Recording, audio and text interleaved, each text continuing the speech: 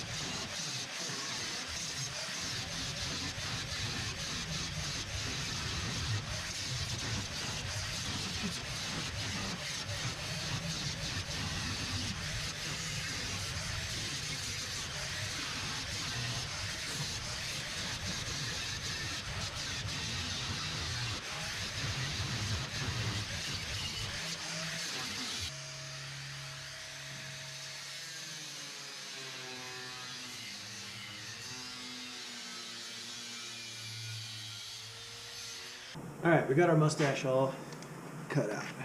But before we go any further, there's a couple of things I want to mention about cutting and grinding metal. The first thing is the sparks. You want to try and kind of aim your sparks, or at least pay attention to where they go, because they can cause a lot of damage.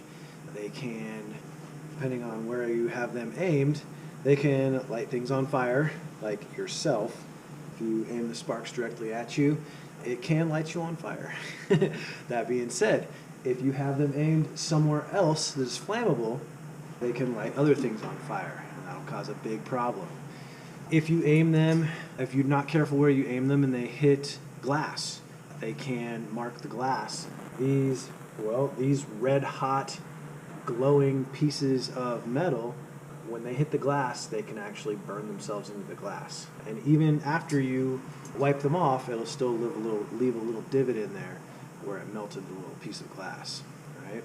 So you really want to be careful about where your sparks are going, not to mention into your eyes or onto your body, all right? Even when they hit bare skin, they give you little tiny burns. And you might be one of the tough people that say, oh, I can take it, it doesn't matter.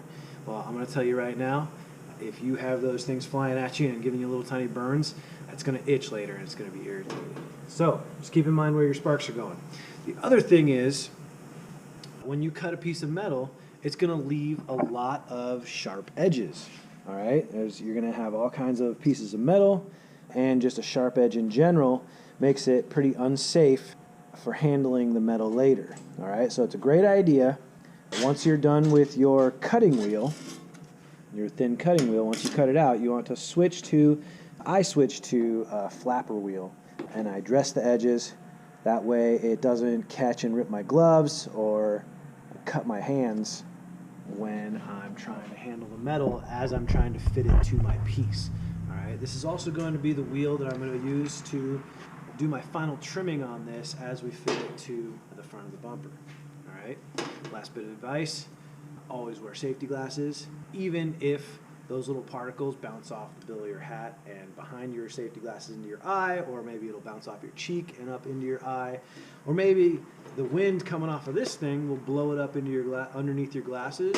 You might get it in your eye, yes, but it's not a glowing red, hot, flaming piece of metal sticking into your eye and burning itself into there that you have to go to the doctor and get dug out. You do not want that to happen. Other thing is, wear gloves when you're handling metal. Even if it's not sharp, when you're dealing with pieces that have been cut, they can cut you pretty badly. So, all that being said, I'm going to finish cleaning up this piece of metal, and then we're going to start fitting it to the bumper.